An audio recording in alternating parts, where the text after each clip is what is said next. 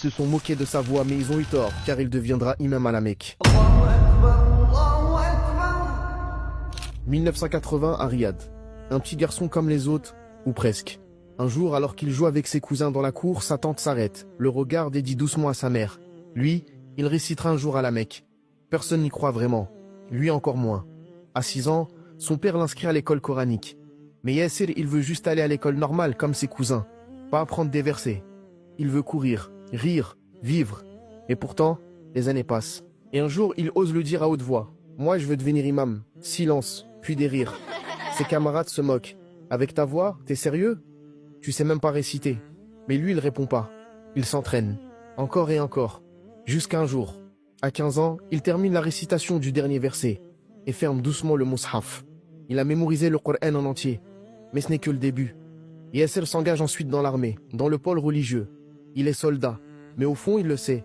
Il n'est pas à sa place. Les armes ne le nourrissent pas. Les ordres ne font pas battre son cœur. Lui, ce qu'il aime, c'est la voix, le livre, le silence entre deux versets. Alors il quitte l'uniforme et reprend les cahiers. Université islamique de Riyad. Licence, master, doctorat. Il devient juge. Et chaque soir, il récite dans une mosquée discrète, quelque part dans Riyad. Mais sa voix, elle, commence à voyager.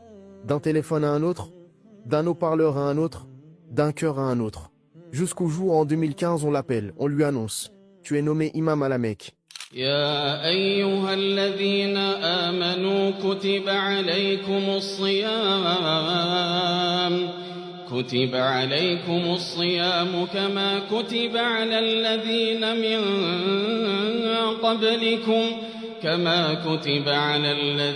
من قبلكم لعلكم تتقون. Là-bas, sous les minarets de lumière, des millions de cœurs l'écoutent.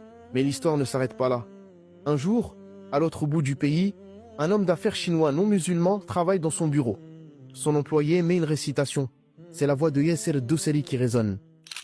والشمس تجري لمستقر لها ذلك تقدير العزيز العليم والقمر قدرناه منازل حتى عاد كالعرجون القديم. L'homme s'arrête, ferme les yeux et demande. Qui chante comme ça?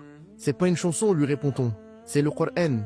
Et celui qui récite s'appelle Yassir. Quelques mois plus tard, ce même homme annonce sa conversion à l'islam. Et il écrit une lettre. Cheikh Yassir, votre récitation m'a apaisé, m'a guidé. Et j'ai choisi le prénom Yassir en ton honneur. Le cheikh le rencontre. Et depuis ce jour, ces deux hommes si différents ne se sont plus jamais quittés.